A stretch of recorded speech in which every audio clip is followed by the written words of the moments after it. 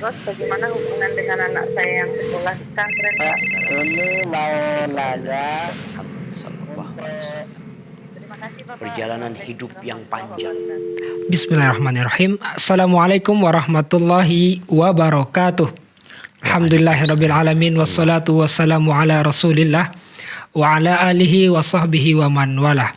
Pemirsa Fatwa TV dan juga pendengar radio di mana saja Anda berada, alhamdulillah telah bersama-sama kita bersyukur kepada Allah Subhanahu wa taala yang mempertemukan kita kembali di program live interaktif Fatwa TV dengan tema konsultasi keluarga bersama guru kita Al-Ustadz Dr. Syafiq Riza Basalamah hafizahullahu taala.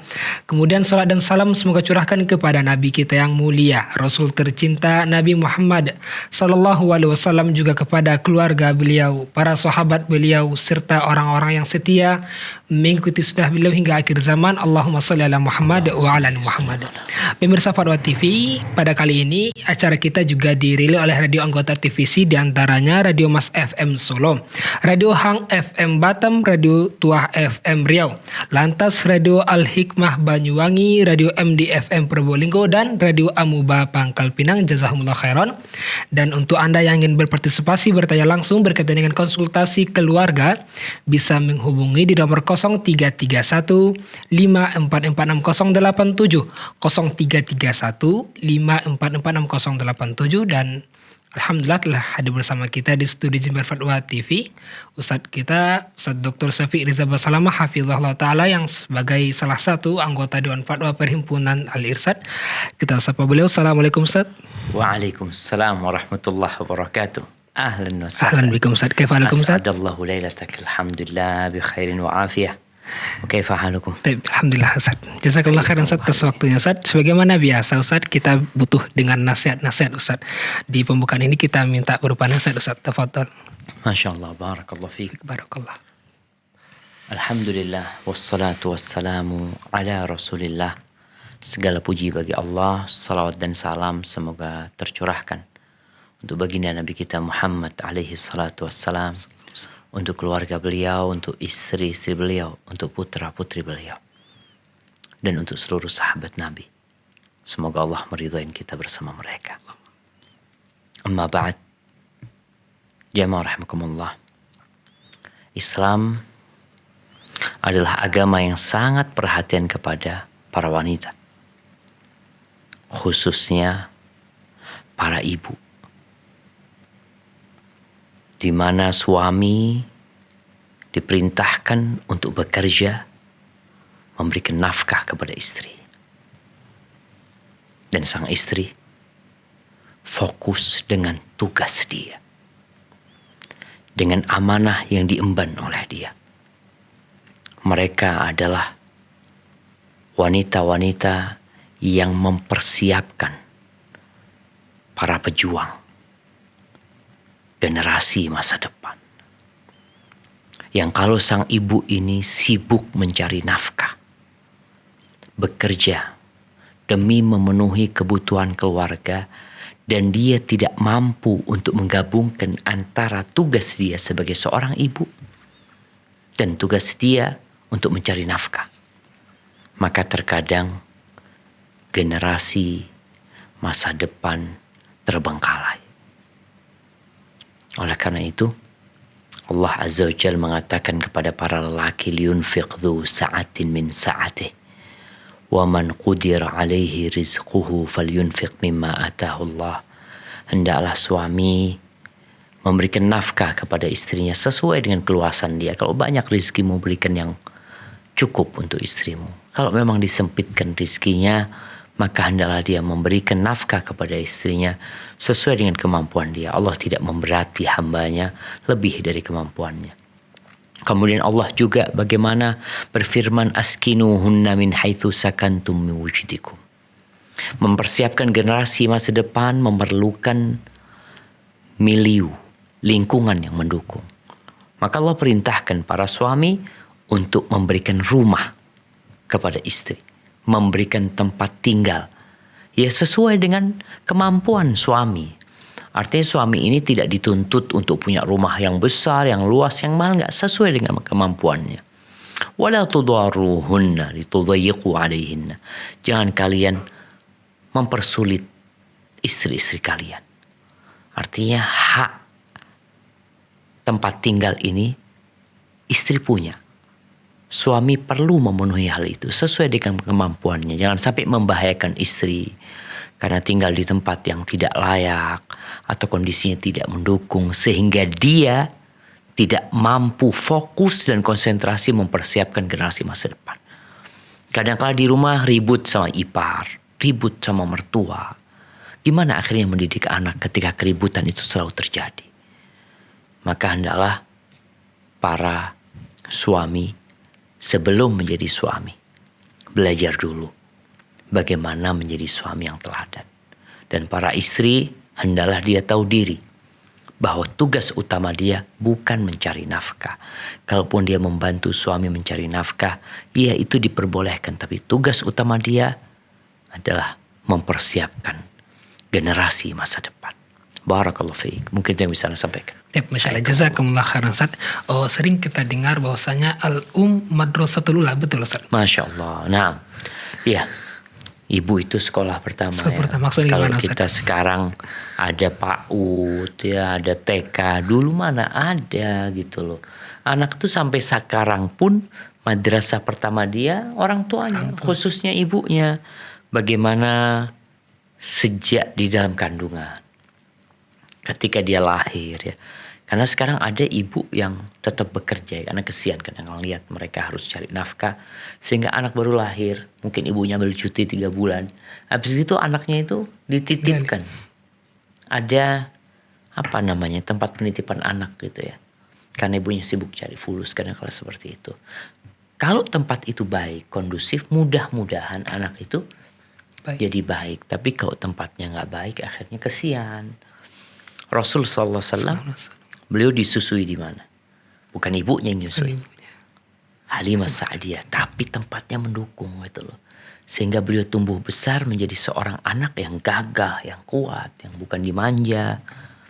Jadi seperti itu. Jadi madrasatul ula memang ibu ini sekolah pertama buat anak sebelum anak itu masuk ke sekolah lainnya.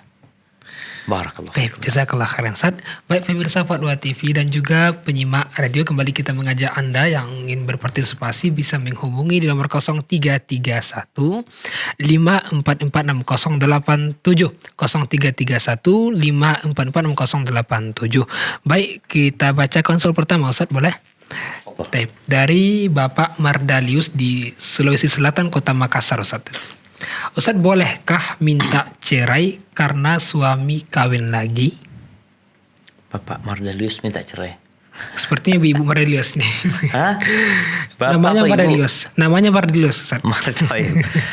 Nah, karena suami kawin lagi, dia minta cerai. Tergantung kondisinya. Kondisi yang pertama apabila terjadi persyaratan sebelum nikah. Di mana sang istri memberi syarat kepada suaminya, kalau engkau mau menikah sama aku nggak mau dipoligami. Syarat ini diperselisihkan sebenarnya oleh para ulama. Sebagian menghalalkan syarat itu karena memang ya tinggal engkau mau apa tidak gitu loh. Kalau sang suami menyetujui, kemudian dia poligami, maka istri punya hak menggugat cerai. Karena terjadi pengkhianatan terhadap perjanjian yang ada. Kondisi yang kedua, tidak ada perjanjian sebenarnya. Tidak ada persyaratan itu. Cuma tahu-tahu suami nikah lagi dan istri cemburu, ini itu. Bolehkah dia gugat cerai? Nggak boleh. Karena menikah lagi itu secara hukum agama sesuatu yang diperbolehkan. Sang suami tidak melanggar. Tapi kalau suami berzina punya hak gugat cerai. Suami selingkuh punya hak gugat cerai. Tapi menikah lagi nggak punya hak. Kapan dia punya hak gugat cerai? Ketika terjadi kezaliman. Ada suami-suami yang memang mungkin tidak mampu untuk membagi dengan adil ya. Kadangkala istri keduanya ini masih muda, masih belum punya anak, istri pertamanya udah banyak anaknya, sehingga dia kalau nginep di tempat istri muda lupa mau balik ke rumahnya istri tua. Kondisi seperti itu dan sudah dikasih nasihat, berarti ada kezaliman di sini. Maka sang istri punya hak untuk gugat cerai. Kalau memang seperti itu. Kemudian kadang-kala ada wanita yang memang gak siap ya. Ini bicara keimanan. Dia gak siap suaminya nikah lagi. Tapi itu terjadi. Apa seharusnya lakukan seorang muslimah? Ketika terjadi musibah yang menimpa dia katakan inna lillahi wa inna ilaihi raji'un. Ya dia akan harus berjuang ya. Menahan nafsunya. Kadang-kala kan ketika dia ngelihat suaminya baru pulang dari rumah istri mudanya, dia tidak menyambut suaminya karena dia sedang sakit hati. Memang harus berjuang gitu loh. Sang suami pun harus tahu diri ya. Kondisinya sekarang kan masih kalau bicara badai ini masih belum selesai nih. Sehingga kalau dikatakan bolehkah gugat cerai ketika suami poligami? Kalau karena poligaminya nggak boleh sebenarnya. Tapi kalau karena kondisi nantinya suami melakukan kezaliman atau istri benar-benar tidak bisa melayani suami sudah ya. Ada istri yang shock yang sampai harus bolak-balik ke psikiater ya. Dia kayak orang stres gitu loh. Kalau dibiarkan akan membahayakan diri dia gitu loh. Ini masalahnya karena kurang beriman dengan takdir. Sehingga dia mungkin mulai mengatakan andai kata aku tidak nikah, andai kata ini setan masuk. Jadi kondisinya seperti itu. Jadi kalau mau gugat cerai apabila suami melakukan pelanggaran. Atau sang istri memang benar-benar gak bisa dia sudah melayani suaminya. Jadi ya apa mau dikata ya, kadang-kala ada perempuan yang kayak gitu ya. Ngelihat suaminya muntah-muntah. Gimana untuk mau dibiarin tuh. Suami marah-marah sedangkan dia punya kewajiban melayani suami. Tapi gak dibikin-bikin gitu. Karena ada istri yang kadang-kala suaminya datang karena supaya suaminya peduli sama dia pura-pura pingsan gitu ya. Enggak, dosa itu. Dan yang perlu dilakukan seorang wanita ya, ketika melihat suaminya nikah lagi. Siapa sih yang dinikahin oleh suaminya? Yang dinikahin oleh suaminya saudari dia juga, seorang muslimah. Jadi kalau mau berbagi, alhamdulillah berbagi sama saudari muslimah. Mudah-mudahan istri kedua suaminya ini bisa mengurangin beban dia juga ya. Jadi istilah baratnya itu positive thinking ya. Jadi gimana yang positif aja lah. Insya Allah ada hikmahnya. Allah ketika mensyariatkan hal ini bukan untuk menzalimin para wanita. Allah itu sayang sama wanita. Bahkan Allah menurunkan sebuah surat itu namanya Suratun Nisa. Surat berkaitan dengan para wanita gitu loh. Jadi yakinlah dan berbaik sangka sama Allah. Pasti ada hikmahnya. Hadza wallahu a'lam. Masya Allah, masalah. Jazakumullah khairan atas penjelasannya. Demikian yang bertanya, semoga bisa dipahami. Baik, soal berikutnya Ustaz kita bacakan. Ya, ini dari Sumatera Selatan Ustaz. Nurul Hasanah namanya Ustaz, Kota Palembang. Izin bertanya. Jadi begini, beliau itu akhwat teman anak SMK. Beliau itu nikah siri dengan laki yang sudah punya istri. Kondisinya sudah pisah ranjang dengan istri sebelumnya. Mereka nikah tanpa sepengetahuan istri lelaki itu. Dan teman anak itu ditalak 1 kali lewat telepon dan disaksikan orang tua teman anak. Alasan ditalak karena si lelaki ini diancam istri pertamanya. Jika tidak menceraikan teman anak, maka si lelaki ini akan dipisahkan dengan anaknya. Seperti sini paham Ustaz? Paham. Kondisi teman anak ini sudah hamil di luar nikah Ustaz. Jadi hukumnya gimana Ustaz? Dan waktu sebelum teman anak nikah itu sudah pernah anak ajak kajian tentang nasihat untuk muslimah. Tapi teman anak nolak untuk ikut dengan berbagai alasan. Jazakumullah khairan Ustaz. Barakallahu fiik ya. Na'udzubillah min dzalik ya. Laki-laki yang baik-baik itu untuk perempuan yang baik-baik. Begitu pula sebaliknya. Perempuan yang baik-baik untuk laki-laki yang baik-baik. Tapi kalau buruk ya dapatnya yang buruk. Kalau ngelihat pertanyaannya ini kan yang bertanya ini bukan yang punya kasus. Temannya. Temannya yang simpati, yang kesian, yang ngelihat kondisi kawannya ini nikah siri Tapi nikah siri itu setelah berzina lagi. Kemudian kondisi sang suami tadi sebenarnya sudah punya istri, tapi dia ribut sama istrinya. Akhirnya dia cari pelampiasan, na'udzubillah, dengan berzina. Dengan pacaran, cari ini itu, na'udzubillah. Nggak ada alasan. Jadi jamaah rahimakumullah, kita harus ingat ya, bahwasanya Allah telah menciptakan di diri kita nafsu syahwat, laki-laki kepada wanita. Dan Allah telah memberikan solusi. Apa solusinya? Fankihu ma taba lakum minan nisa mathna wa thulatha wa ruba'. Nikahilah yang baik-baik buat kalian. Perempuan itu 2 atau 3 atau 4. Fa in khiftum alla ta'dilu fawahidah. Kalau kalian takut tidak mampu berbuat adil, cukup 1. Jadi tatkala seorang suami tadi ada keributan di dalam rumah tangganya, sehingga dia tidak mampu untuk menyalurkan syahwatnya karena istri tadi mungkin nusyuz, istri nggak mau dikumpulin, istri mungkin minta pisah ranjang, bisa jadi istri melakukan itu ya ada asap ada api. Bisa jadi memang suaminya nggak benar. Kalau dengar ceritanya suaminya nggak benar nih. Nggak benar. Kayak gitu. Jadi kalau memang tadi ternyata dia mau melampiaskan syahwatnya dan istri nggak mau, nggak ada alasan, ya gimana lagi anak berzina, na'udzubillah min dzalik, kok bisa menikah lagi? Enggak, takut ribut ini itu, istri nggak mau dipoligami. Ya sudah, istri sudah nggak mau nurut juga seperti itu sama suaminya, ceraikan. Jadi benar-benar nggak ada alasan untuk berzina. Kalau pertanyaannya sekarang ini berkaitan, yang ditanyakan ini tentang hukum fikihnya. Tidak berbincang tentang perzinaannya, tentang itu anak yang di luar nikah. Enggak. Maka rasa yang perlu bertanya itu yang punya kasus. Yang pertama dia harus tanyakan adalah bagaimana dia bertobat kepada Allah Subhanahu wa taala. Dengan peristiwa yang ada, berarti dia juga merupakan perempuan baik-baik.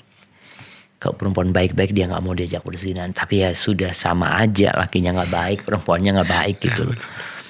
Kemudian kalau bertanya di pertanyaannya, apakah cerainya jatuh? Kayaknya seperti itu. Ketika diceraikan dengan ancaman. Dengan ancaman apa sekarang?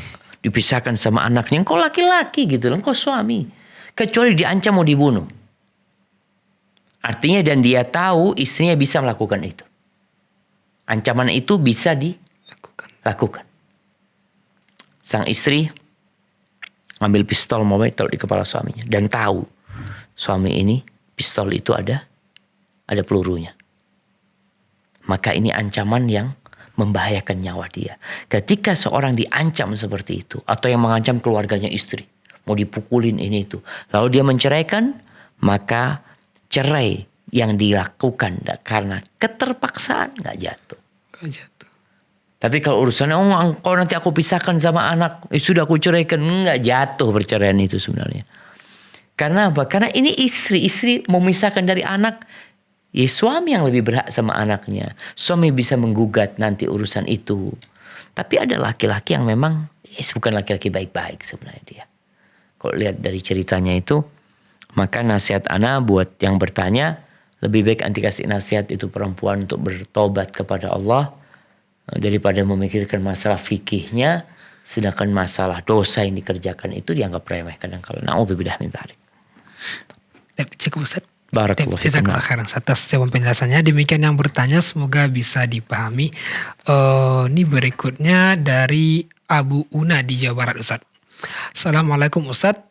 Bagaimana sikap anak dengan kondisi ayah yang masih maksiat, zina, pelacur, waliyadzubillah? Anak-anak sudah menasihati, tapi sikap ayah selalu marah, minta anak tidak ngatur dan cuek saja. Sedangkan ibu sudah rahimahullah 4 bulan yang lalu. Anak-anak maksud ingin berbakti kepada kedua orang tua yang tinggal satu. Tapi sikap ayah seperti itu bukannya taubat dan ambil pelajaran dari ditinggal ibu. Anak sudah bilang jika mau nikah silakan cari yang baik. Tapi ayah sepertinya belum mau menikah karena sudah tidak ada penghasilan alias pensiun. Pensiun ada penghasilan lah. Mungkin sedikit. Mungkin sedikit. A'udzubillah. Ya Allah, pertanyaan kok menakutkan semua, urusan zina semua. Jamaah rahimakumullah. Ya. nikah itu solusi. Dan perzinaan itu bukan solusi. Kita lihat tuh sudah tua, kalau bicara udah pensiun, umur berapa kira-kira? 56, 58 atau sudah 60 tahun jamaah masih berzina. Na'udzubillah min dzalik. Dan anak-anaknya tahu bapaknya berzina. Dan biasa aja bapaknya melakukan itu. Dikasih nasihat, marah-marah. Nggak mau diatur katanya. Bagaimana sekarang ngasih nasihat sang bapak? Tugas anak adalah menyampaikan saja. Dia tidak dapat memaksa ayahnya. Namun mungkin cara menasihati ayah itu yang perlu dievaluasi. Kalau bicara hukum berzina, kayaknya ayahnya sudah tahu. Tapi bagaimana sekarang menumbuhkan keimanan? Karena seorang ketika berzina, kata Nabi alaihi salatu wassalam, la yazni zani hina yazni wa huwa mu'min. Seorang pezina ketika melakukan zinanya itu tidak dalam kondisi beriman. Dalam riwayat lain dikatakan imannya itu terangkat dari dia. Ketika dia dalam kondisi sedang berzina. Maka sekarang bagaimana menguatkan keimanan ayah?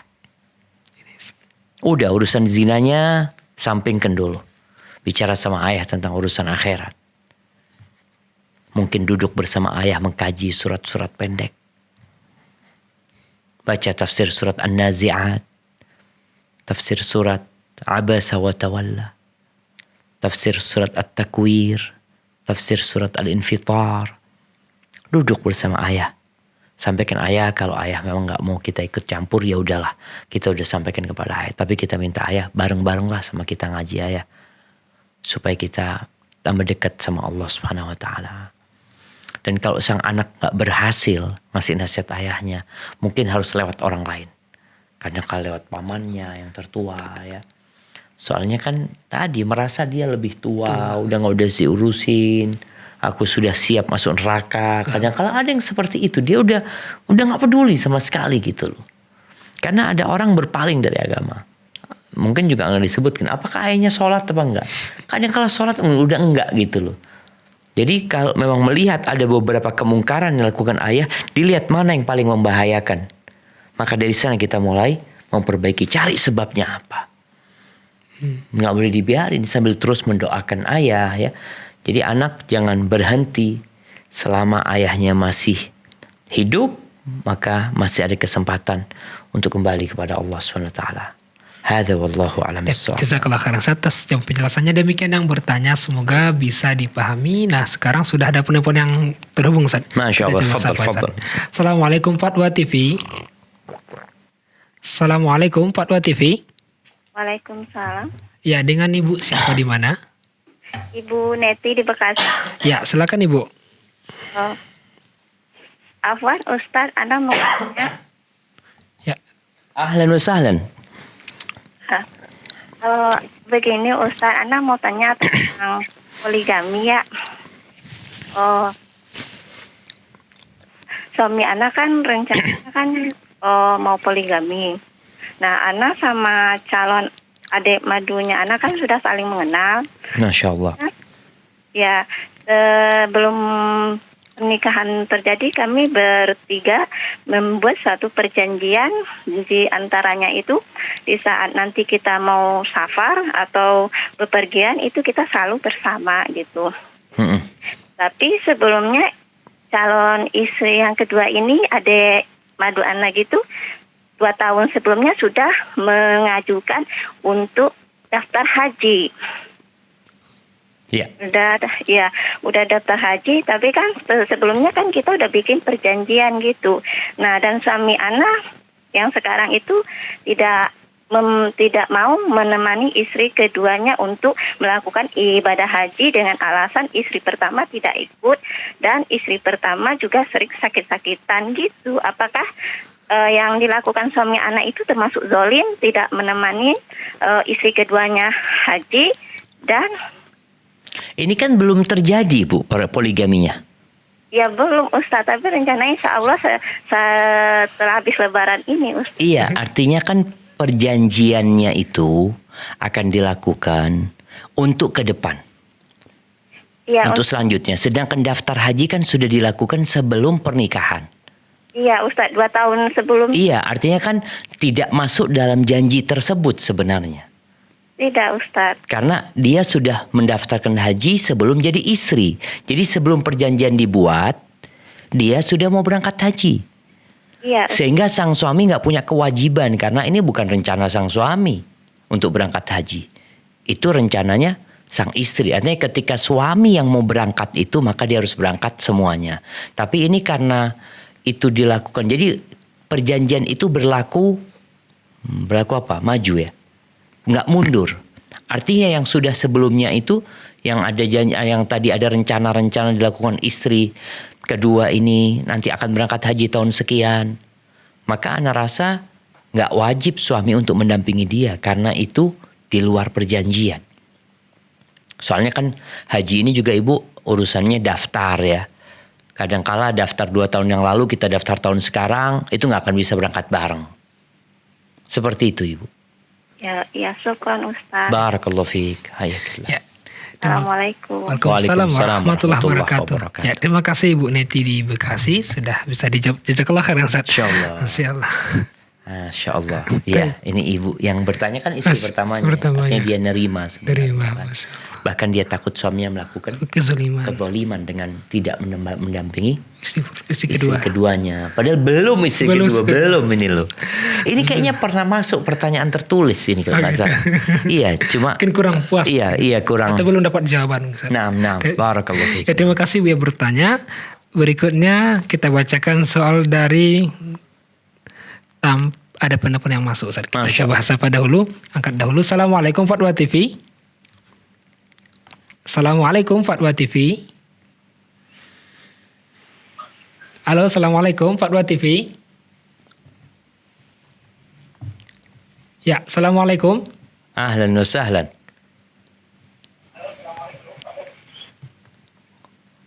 Ya, sudah terdengar Ustaz belum Ustaz? Sudah terdengar suara belum ya? Belum. Ya, Malah suara Assalamualaikum. kita yang balik barusan. Halo. Halo, Assalamualaikum. Waalaikumsalam warahmatullahi wabarakatuh. Ya, bersama siapa di mana? Saya Ibu Minto di Aceh. Ya, silakan Ibu. Ahlan Masya wa Allah. sahlan, Masya Allah. Ujung Jauh, Indonesia. Ujung Indonesia Ustaz ya. Nah, silakan Ibu Minto. Silakan Ibu Minto. Ya Ibu, mohon maaf volume televisinya dikecilkan dahulu Ibu supaya suara tidak didengar dengan jelas. Ya. Ya, silakan pertanyaannya. Ya, Assalamualaikum Bapak Ustadz. Waalaikumsalam warahmatullahi wabarakatuh. Ahlan wa sahlan. Nah, silakan Ibu. Saya Ibu Minto di Aceh. Nah, Silakan Ibu, pertanyaannya. Bapak Ustadz, yang saya mau tanyakan, saya kan punya suami dulu, sekarang udah pisah. Suami saya sering selingkuh sama istrinya orang teman saya sendiri. innalillahi wa inna ilaihi raji'un. Kalau diingatkan marah gitu. Terus saya nggak kuat, saya gugat cerai sama suami saya.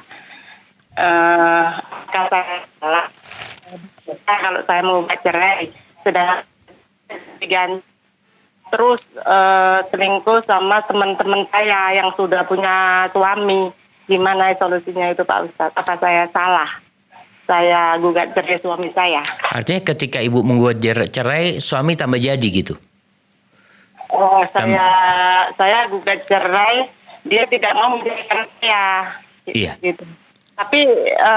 Tapi dia tidak mau berubah, terus saja mengganggu istri orang. Nah, Baik. Udah Cukup, berapa lama kejadiannya Ibu? Itu dulu dari anak saya kecil sampai saya punya cucu itu. Innalillahi wa inna ilaihi raji'un. Nah, Ibu sudah cerai sama suami ini berapa lama? Saya sudah cerai, udah sekitar 10 tahun. Saya Alhamdulillah. sudah menikah lagi. Nah, suami Ibu juga sudah menikah lagi. Suami saya dengar-dengar gitu dia menikah siri sama selingkuhannya itu. Kalau dia menikah sama selingkuhannya itu gimana Pak Ustadz? Sedangkan anak saya itu tidak suka sama perempuan itu. Iya. Oh, baik. Siap, barakallahu fiik. Ya, Bu Mintu, terima ya. kasih Bu Mintu di Aceh. Silakan Ustaz. Allahu Akbar. Nah, jadi yang pertama, jamaah rahimakumullah, ketika terjadi perceraian, maka berusaha kita untuk menutup masa lalu tersebut. Nah, udahlah, kalau memang tadi suami tidak mau berubah, ya urusan kita sama suami selesai. Ibu sudah gugat cerai, anak rasa itu solusi yang terbaik. Tapi kan ibu ini mau menanyakan tentang apakah dia dosa dengan menggugat cerai suami yang suka selingkuh. Yang na'udzubillah, yang tadi dikatakan berzinanya itu dari sejak punya anak pertama sampai punya cucu. Artinya setan itu nggak akan pernah berhenti menggodain. Udahlah, sekali aja berzina, sekali aja. Atau 2 kali, 3 kali. Enggak. Dari punya anak sampai punya cucu. Na'udzubillah min dzalik ya. Maka Allah mengatakan wala tattabi'u khutuwatis syaitan. Innahu lakum aduwwum mubin. Jangan ngikutin langkah-langkah setan. Sekali kita terjebak, sulit kita untuk beranjak dari tempat tersebut. Tapi bisa, kalau niat bisa. Jadi kalau pertanyaan ibu, apakah ibu berdosa ketika menggugat cerai suami seperti itu? Enggak.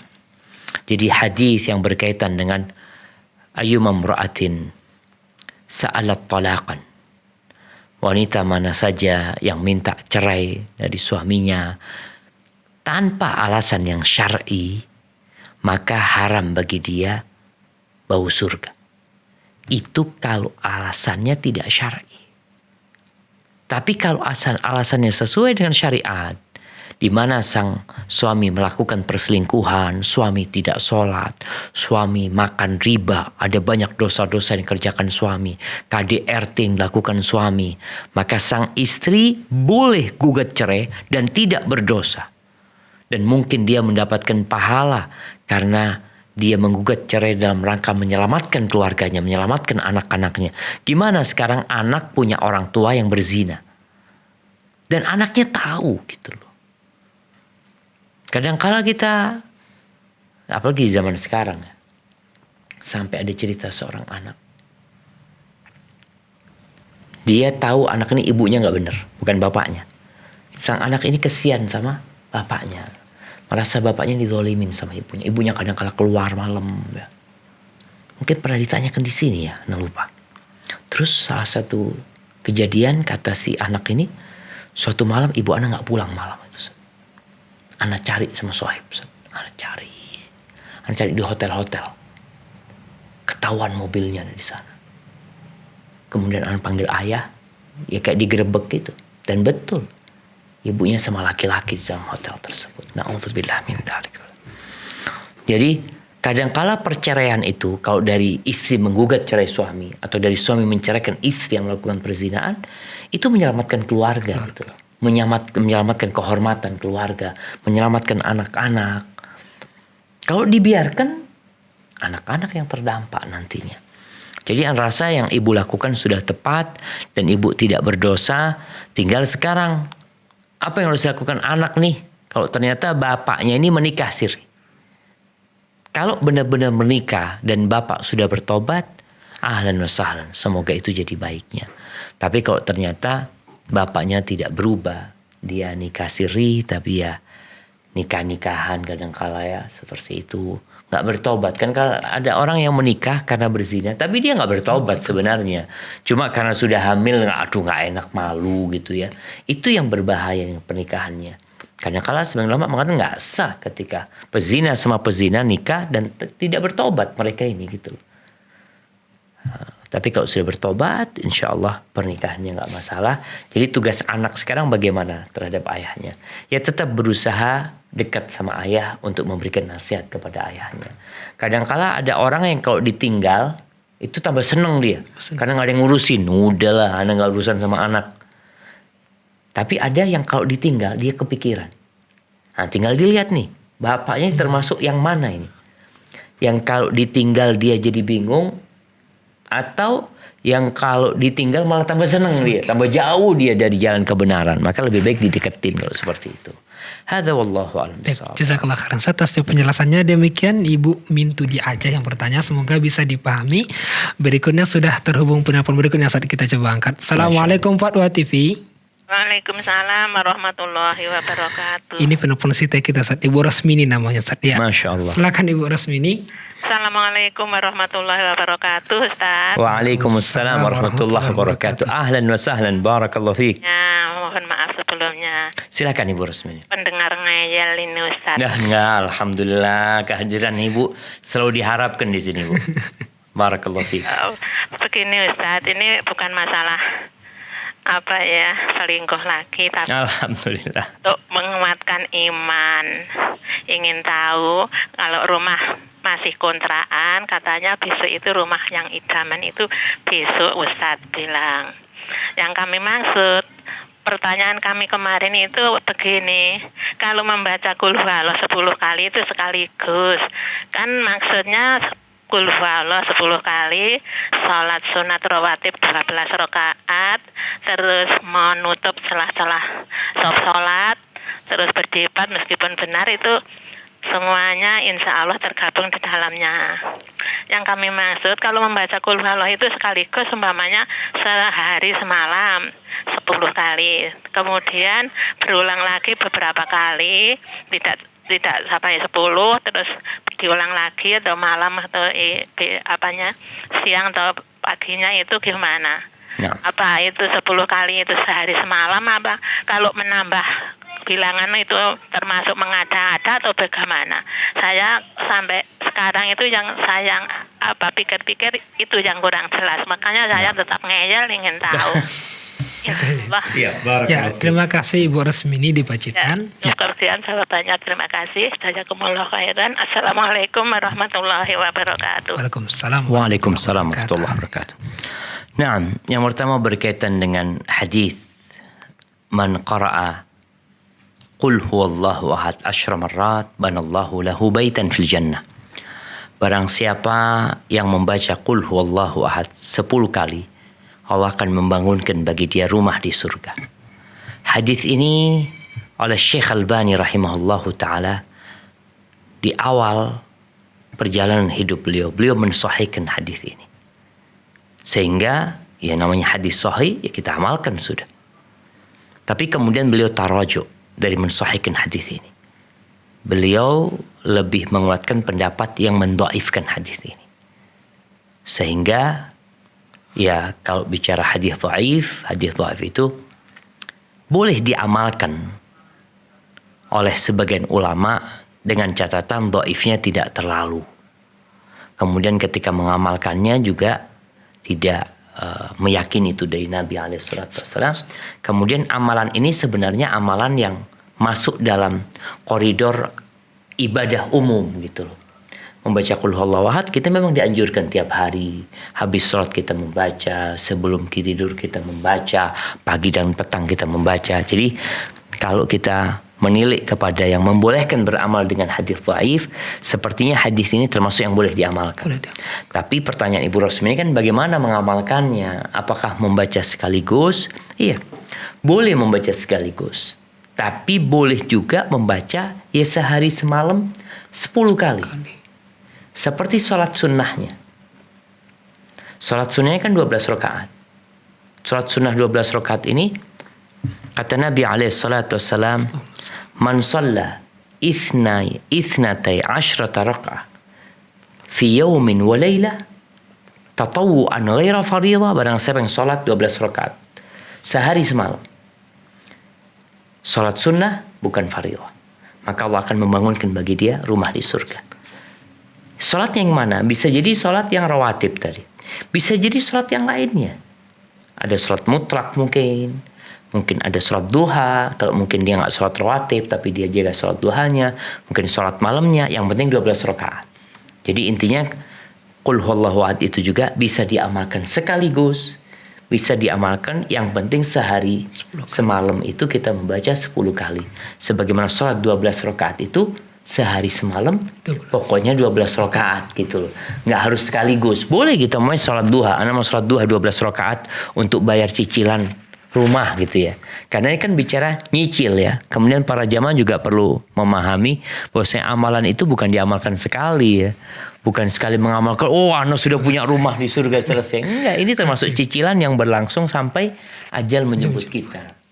Sehingga jangan sampai sekali beramal terus ditinggalin. Rasulullah sallallahu alaihi wasallam mengatakan khairul amali adwamuhu wa in qall. Sebaik-baiknya amalan adalah yang berkesinambungan walaupun itu sedikit. Hadza wallahu a'lam bishawab. Jazakallah khairan Ustaz. Demikian Ibu Rosmini yang bertanya, semoga bisa dipahami. Berikutnya masih ada penelpon yang terhubung Ustaz. Sudah terhubung, kita coba sapa. Assalamualaikum Fatwa TV. Waalaikumsalam warahmatullahi. Ini Bapak. Ya, dengan siapa Pak, di mana? Hamba Allah di Jakarta. Ya, silakan Bapak. Ahlan wa sahlan. Oh iya. Ustaz. Naam, tafadhal. Ana mau tanya, rumah tangga ana di ujung tanduk Ustaz. Tanduknya apa nih? Duh. Ya Ustaz. Naam, tafadhal. Ana berbuat salah, ana kufur nikmat Ustaz. Beberapa tahun ini ana sempat ada hubungan dengan wanita lain. Ya. Iya. Sampai ana melalaikan kewajiban ana gitu Ustaz. Ya saat ini istri ana udah tahu dan ana sudah beberapa kali melakukan kesalahan ini Ustaz. Ya. Ana saat ini tobat dan benar-benar mau memperbaiki semua kesalahan ana. Cuman yang ana mau tanyakan Ustaz, bagaimana hukumnya Ustaz jika ana pernah saat pernah ribut sama istri ana, terus ana sempat bicara sama orang lain bahwa ana sudah bisa gitu Ustaz, hukumnya gimana Ustaz ya? Ngomong apa antum sama orang itu? Ana pisah sama istri ana gitu. Iya. Hukumnya gimana Ustaz? Apa sudah talak, masuk talak Ustaz, atau gimana Ustaz? Ya, kalau yang itu masuk talak ya. Ketika antum mengatakan kepada orang, ana sudah menceraikan istri ana sudah memisah istri ana sudah berpisah dengan istri ana, maka hukumnya jatuh talak 1. Namun antum tetap bisa rujuk gitu loh. Kalaupun jatuh talak 1, antum tinggal merujuk dia, dan merujuk itu tanpa harus keridhaan istri antum. Ketika antum mengatakan ya ana sudah merujuk, ya sudah, berarti antum sudah merujuk dia. Seperti itu. Oh gitu Ustaz. Iya. Terus sekarang kondisinya yang antum tanyakan, istri gugat cerai atau gimana? Iya Ustaz, ana gugat cerai, minta gugat cerai Ustaz. Terus langkah-langkah yang antum sudah ambil apa aja? Saya minta maaf. Saya meminta maaf. Ana minta maaf. Ana sudah, ana berusaha saat ini untuk memperbaiki semuanya. Ana nggak ada loss semua kontak-kontak semua wanita-wanita semua udah ana delete semua Ustaz. Ana mau berusaha inilah Ustaz, menjauhkan dari fitnah wanita lah Ustaz. Subhanallah. Udah berapa lama antum nikah sama istri? 17 tahun. Subhanallah. Udah punya anak berapa? 4. Masya Allah. Barakallahu laka fi ahlika wa fi dhurriyatika. Siap kalau gitu? Ana akan Butuh nasihat mungkin Ustaz. Insyaallah. Ya, cukup Bapak. Iya. Ya, ana. Baik, barakallahu fik buat hamba Allah di Jakarta ini ya. Jamaah rahimakumullah, Allah mengatakan wala taqrabuz zina innahu kana fahishatan wa sa'a sabila. Jangan mendekati zina. Dekat aja nggak boleh. Makanya kadangkala kita itu punya nomor kontaknya seorang perempuan, atau kita telepon-teleponan sama perempuan, itu lama-kelamaan akan mengantarkan kita kepada perzinaan. Akan menghancurkan rumah tangga dan menghancurkan diri kita. Terus apa solusinya sekarang? Maka solusinya buat sang penanya hendaklah dia benar-benar bertobat kepada Allah SWT. Sebelum urusan sama istri, antum perlu jujur sama Allah. Antum perlu bersimpuh. Cari waktu yang tepat. Sepertiga malam akhir antum angkat tangan antum. Tunjukkan kesungguhan antum bertobat kepada Allah Subhanahu Wa Ta'ala. Dan setan gak akan berhenti. Setan gak akan berhenti godain antum. Dan ketika antum bertobat kepada Allah Subhanahu Wa Ta'ala, harapan antum kan rumah tangga selamat.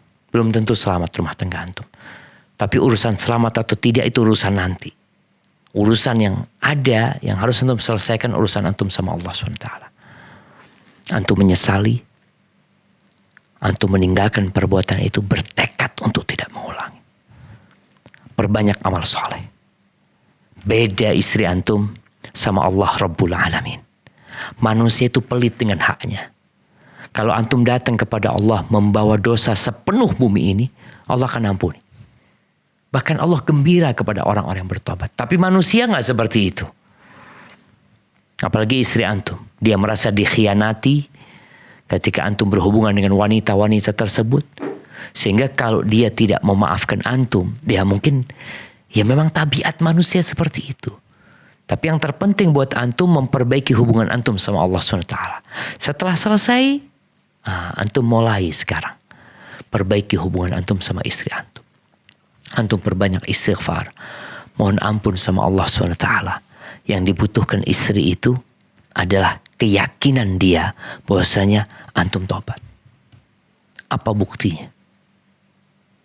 Itu yang perlu antum tunjukkan sama istri. Apabila antum tidak mampu untuk membuat tunduk hati istri antum, mungkin antum perlu bantuan orang lain. Perlu bantuan keluarga. Sampaikan kepada mereka bahwasanya istri antum gak salah. Katakan antum yang salah. Ana yang selama ini salah, melakukan kesalahan. Ana tapi ingin memperbaiki diri. Ana ya kesian sama anak-anak ya. Ana tahu dosa itu akan berdampak buruk dalam kehidupan ini. Maka insya Allah dengan cara seperti itu harapannya ya istri bisa mau menerima antum kembali. Tapi yang jelas ketika seorang telah mengatakan dia menceraikan istrinya, dia pisah sama istrinya, tidak di hadapan istrinya, orang lain yang mendengarkan ucapan itu, maka cerai itu jatuh. Tapi tadi dia bisa langsung merujuk istrinya tanpa keridhaan istrinya. Jadi selama dalam masa iddah, sang suami itu mengatakan aku telah rujuk, selesai sudah. Istri itu gak bisa nolak, enggak aku gak mau gitu loh. Enggak, karena masih di masa iddah. Jadi kekuasaan masih di tangan suami. Hadza wallahu a'lam bishawab. Perbanyak istighfar, paling enggak antum sekali duduk istighfar 100 kali. Mohon ampun sama Allah Subhanahu wa taala.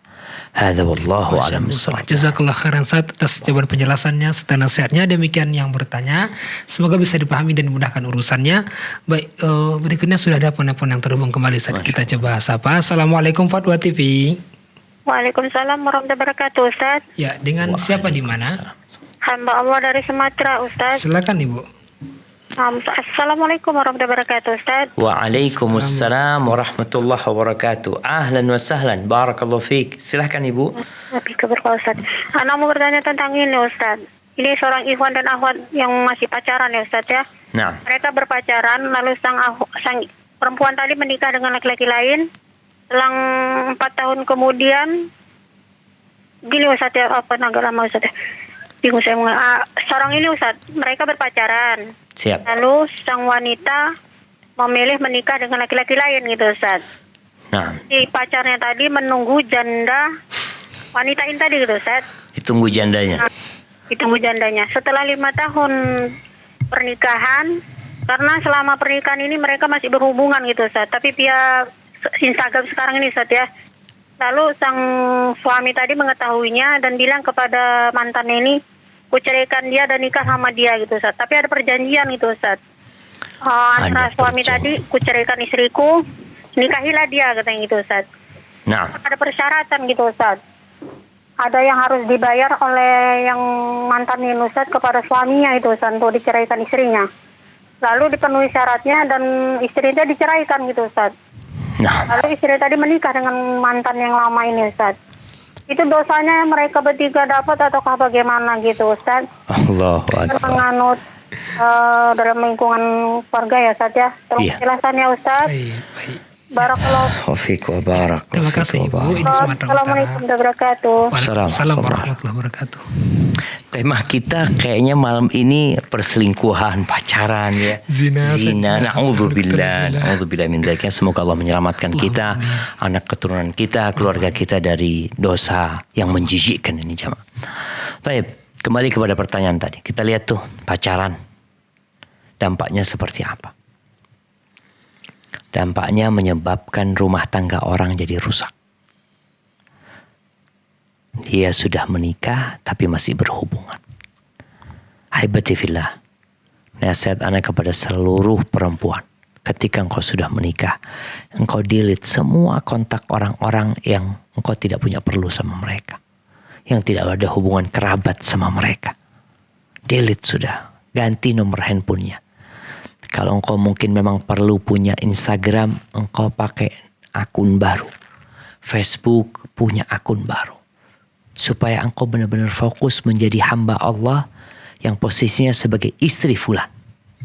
Kalau tidak, seperti cerita tadi. Jadi hubungan itu terus terjadi walaupun sudah menikah. Terus gimana sekarang ketika suami mau menceraikan istrinya dengan syarat? Iya, sebenarnya boleh. Ketika suami minta syarat, tapi syarat itu diminta bukan dari laki-laki tersebut, tapi dari istrinya. Makanya Allah Azza wa Jalla mengatakan, apa firman Allah, coba supaya enggak salah baca. Wala ta'dhuluhunna litadhhabu bi ba'di ma ataitumuhunna. Menterjemah supaya anak enggak salah. Nah, Allah mengatakan di surat An-Nisa, ya ayyuhalladzina amanu la yahillu lakum an tarithun nisaa karha wa la ta'duluhunna litadhhabu bi ba'di ma ataitumuhunna illa an ya'tina bi fahishatin mubayyinah. Enggak boleh seorang suami itu menahan istrinya. Dia udah enggak suka sama istrinya. Tapi karena dia ingin istrinya membayar sesuatu kepada dia, mengembalikan maharnya kepada dia, maka dia tahan. Ketika suami istrinya mau mengembalikan mahar, baru dia ceraikan. Ini dilarang, kecuali sang istri melakukan dosa. Dosa zina, dosa fahisyah mubayyin, jelas-jelas dia melakukan perbuatan yang tidak pantas. Sang suami mengatakan, oke, kau mau cerai, tafadhol, balikan maharku. Jadi ada yang namanya kesepakatan nantinya seperti itu. Itu gugat cerai. Jadi sang istri yang gugat cerai, suami baru akan menceraikan. Itu diperbolehkan sebenarnya. Urusannya dia mau nikah sama laki-laki itu nggak ada urusan si suami ini. Urusannya sama istrinya. Maka istrinya yang dituntut untuk mengembalikan mahar dia. Aku mau menceraikan engkau asalkan dulu biaya pernikahanku sekian kau balikin. Nah, sudah, aku ceraikan engkau. Dari mana itu perempuan dapat duit? Nggak ada urusan nih suaminya. Mau pinjam, mau dapat dari pacarnya atau apa, na'udzubillah min dzalik. Tapi yang jelas suami boleh ketika itu melakukan itu. Jadi bukan kesepakatan sama calon, sama pacar istrinya, enggak. Itu antara dia sama istrinya yang telah melakukan dosa besar tadi. Karena ya nikah butuh biaya gitu. Aku mau menceraikan engkau, Menikah lagi. aku mau nikah lagi, tapi udah mafi fulus gitu kan. Kadang-kala uangnya udah habis, walimah waktu itu habis 100 juta, kadang-kala ini itu. Balikan, aku ceraikan engkau. Boleh minta balikin saja? Boleh minta balikin. Itulah khulu, itu kan ada pengembalian mahar ya. Jadi nggak harus full maharnya, bisa jadi ada kesepakatan di antara mereka. Tapi sekali lagi itu antara dia sama istrinya. Bukan sama pacar istri. Hada wallahu a'lam bishawab. Terima kasih jazakallah khairan. Mungkin soal terakhir saya dengar ringkas saja mungkin Ustaz. Bisa Ustaz? Ini dari seorang ibu rumah tangga Ustaz. Tampaknya bukan nama di DKI Jakarta Utara Ustaz. Bagaimana hukum anak laki-laki kakak ipar atau kakak dari suami yang usianya kelas 2 SMA lah Ustaz, tinggal di rumah kita. Sedangkan rumah kita tidak ada kamar. Anak saya 2 perempuan, yang satu usia SD kelas 5, yang satu kelas 1 TK. Sedangkan saya lagi hamil besar. Mohon solusinya Ustaz. Solusinya bikin kamar. Iya jemaah, jadi memang ini kan keponakannya suami ya. Suami. Keponakannya suami ada di rumah. Sedangkan kita tahu ada batasan-batasan antara ipar, antara keponakan suami dengan istri suami yang memang nggak ada hubungan mahram. Kemudian bersama anak-anaknya juga hubungannya adalah sepupu yang mereka juga bukan mahram, artinya orang lain sebenarnya. Sekarang solusinya apa? Memang solusinya ya cari rumah yang lebih privasi. Kalau memang keponakan itu mau tinggal di sana, dia punya kamar sendiri, seperti itu. Kalau memang nggak ada, ya memang sang penanya harus tetap pakai jilbab. Anaknya juga yang sudah balik wajib pakai jilbab gitu loh di rumahnya itu. Karena ketika ada orang asing ini gitu loh, itu solusinya. Tapi kalau bisa cari rumah yang mungkin keponakan itu punya kamar sendiri ya, sehingga tidak mengganggu keluarga, itu solusi. Tapi kalau enggak, ya sudah, kondisinya memang jaga aurat, kemudian tidak berduaan sama keponakan ini karena termasuk khalwat yang terlarang, seperti itu. Wallahu a'lam. Masalah jazakallah khairan Ustaz sebagai pertanyaan terakhir. Pertanyaan penutup tuh. Jazakallah khairan Ustaz atas waktu dan faedah ilmunya sebagai manfaat bagi kita semua. Amin. Dan berkah umur untuk semua Ustaz. Amin. Pemirsa Fatwa TV dan juga pendengar di mana saja Anda berada, demikian yang dapat kami sajikan pada kesempatan ini, dan tersaksikan acara live interaktif Fatwa TV setiap hari Senin hingga Jumat setiap pekannya. Dan untuk mendapatkan informasi kegiatan Dewan Fatwa Perhimpunan Al-Irsyad dan juga Fatwa TV, Anda dapat akses di website www.fatwa.com. Syukran jazakumullah khairan atas kebersamaan semua. Kita tutup dengan baca doa kafaratul majlis. Subhanakallahumma bihamdika asyhadu an la ilaha illa anta astaghfiruka wa atubu ilaika. Assalamualaikum warahmatullahi wabarakatuh. Waalaikumsalam. Terus bagaimana hubungan dengan anak saya yang sekolah di pesantren? Ini mau nanya. Muhammad sallallahu alaihi wasallam. Terima kasih Bapak. Perjalanan hidup yang panjang